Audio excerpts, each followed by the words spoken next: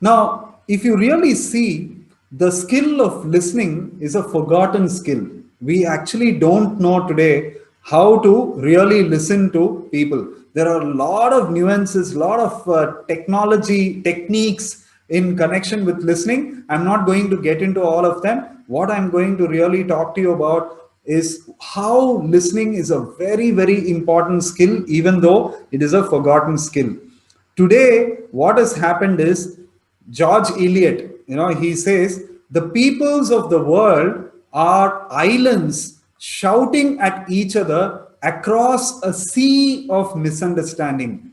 People are just shouting, not literally, but we are not able to listen and understand what the other person is saying. We are not able to absorb the emotion behind what the other person is saying. So we are just shouting at each other, trying to grab the attention of the other person. And what is separating the two? We are like islands, okay?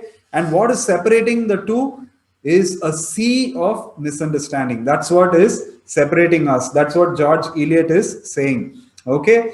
Now, if you see, some colleges, you're all in school, and when you go to college, some colleges have very unusual conditions for graduation. If you have to graduate out of this college, then they have certain conditions. Like one of the colleges, some of the colleges, they say that you should be able to swim 400 meters, only then we will graduate you. You may have passed, with distinction, with brilliant scores in your academics, but then that doesn't mean anything. You have to swim 400 meters. Some colleges have a condition like that. Okay. Some colleges also say that you have to pass a listening exam.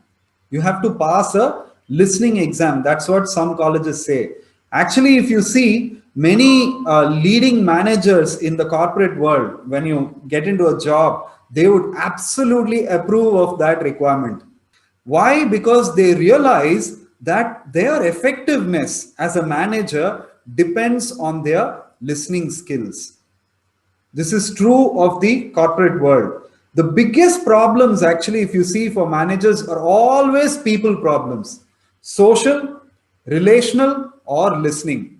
Most common reason why managers lose their jobs is, did not get along well with his team. A manager's time, if you see, now I want you to type in the comment box.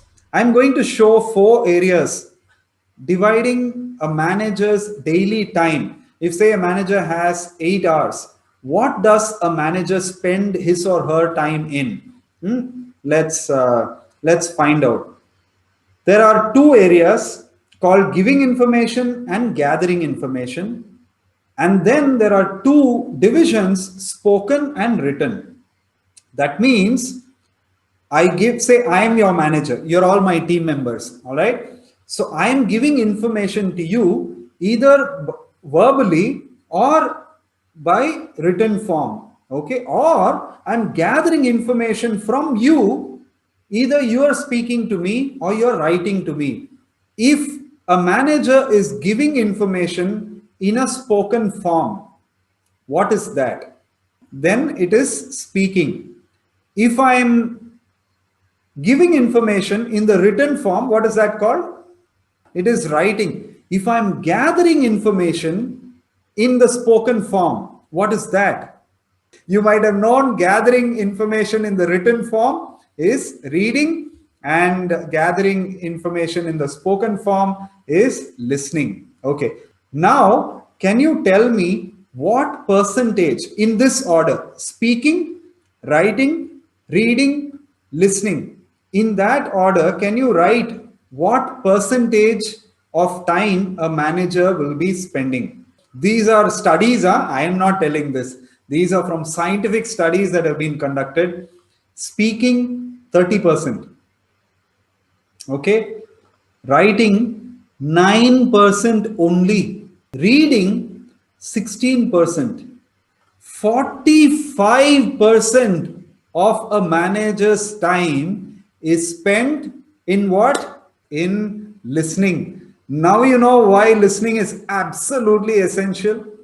Now, the better you listen, the more you will be listened to.